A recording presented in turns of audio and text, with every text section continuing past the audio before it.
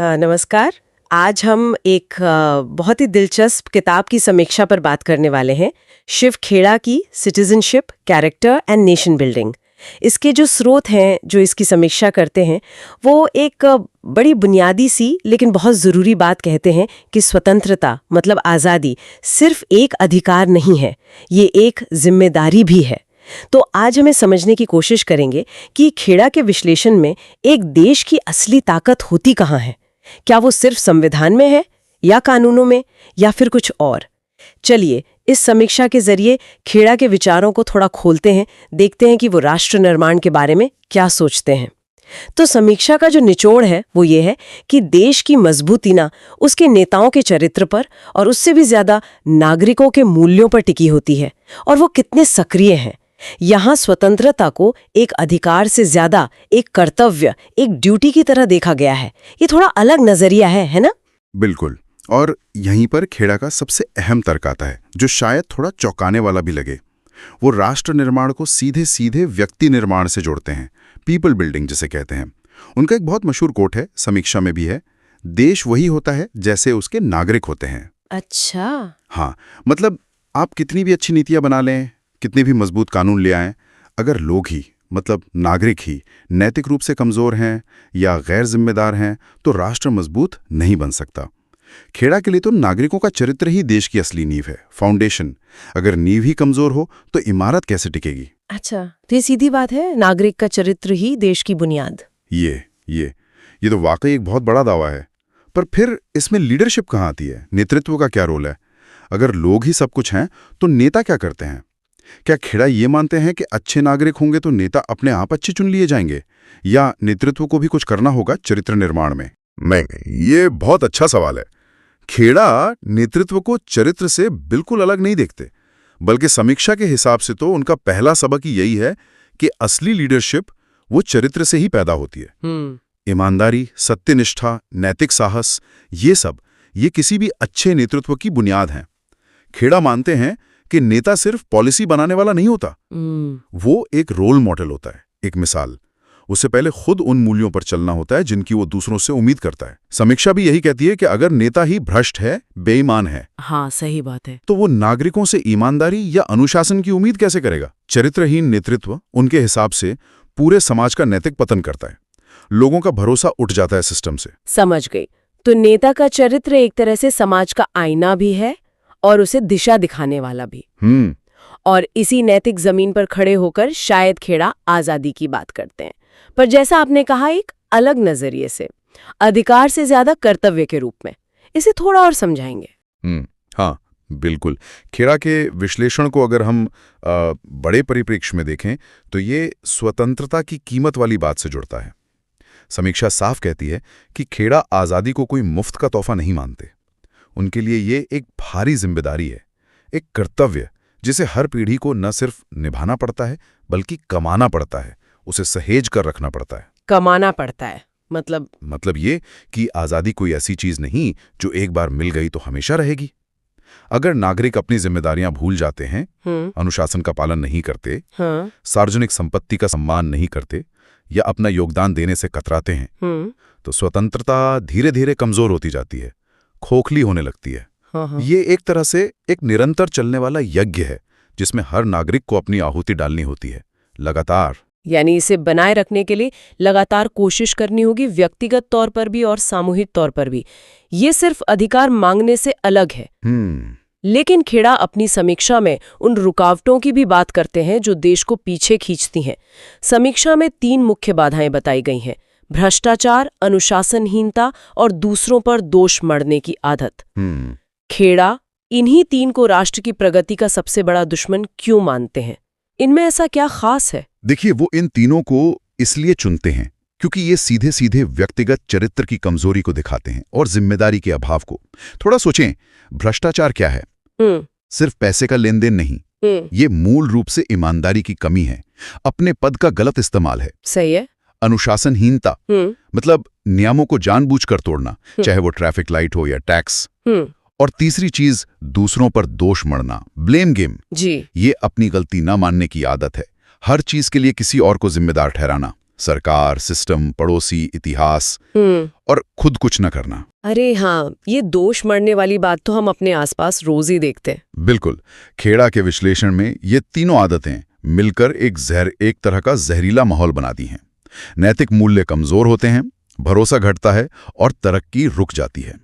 भ्रष्टाचार मौके खत्म करता है, अनुशासनहीनता अराजकता लाती है और दोष मढ़ने से पहल करने की भावना मर जाती है। इसीलिए खेड़ा इन्हें सबसे बड़ा दुश्मन कहते हैं। ये देश को अंदर से खोखला करती हैं। ये तो वाकई चिंता की बात है। अगर ये बाधाएं इतनी गहरी हैं, तो फिर रास्ता क्या है? क्या खेड़ा सिर्फ प्रॉब्लम बताते हैं या कोई समाधान भी सुझाते हैं? नहीं, खेड़ा सिर्फ समस्याएं नहीं गिनाते, वो समाधान का रास्ता भी दिखाते हैं। और वो रास्ता फिर से व्यक्ति पर आकर टिकता है। समीक्षा बताती है कि खेड़ा इन बाधाओं को व्यक्तिगत जिम्मेदारी की कमी से जोड़ते हैं और वो एक सीधा आह्वान करते हैं, शिकायतों से आगे बढ़कर एक्शन लो। उनका वो मशहूर कोट है, be the change you want to see. समीक्षा में भी है। मतलब वो बदलाव खुद बनिए जो आप दुनिया में देखना चाहते हैं। अच्छा। संदेश साफ है, सिस्टम को कोसने के बजाय बदलाव की शुरुआत खुद से करो। अगर ईमानदारी चाहिए तो पहले खुद ईमानदार बनो, अनुशासन चाहिए तो पहले खुद नियम मानो। तो ये एक तरह से आत्म सुधार से राष्ट्र सुधार का मंत्र हुआ।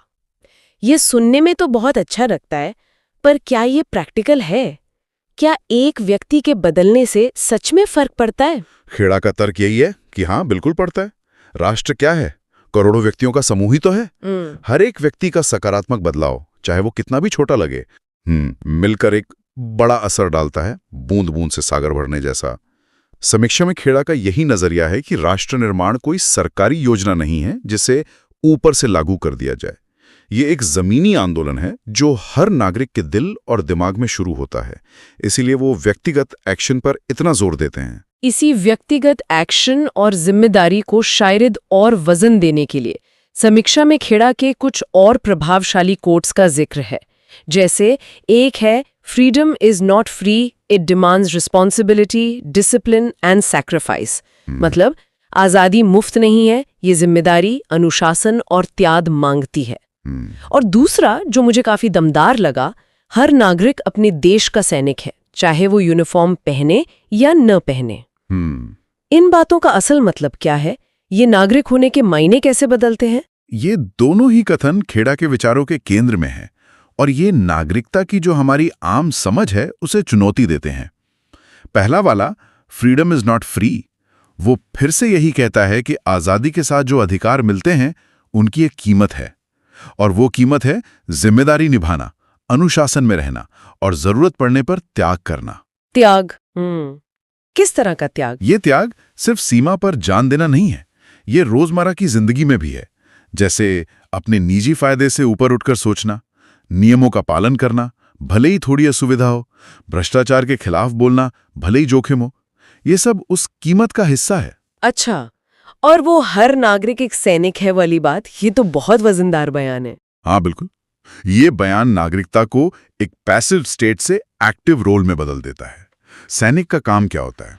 देश की रक्षा करना, उसके मूल्यों की रक्षा करना, अनुशासित रहना, कर्तव्य निभाना। जब खेड़ा कहते हैं हर नागरिक सैनिक है, तो मतलब यही है कि देश की रक्षा और तरक्की की जिम्मेदारी सिर्फ वर्दी वालों की नहीं है, हर नागरिक की है। हर नागरिक की?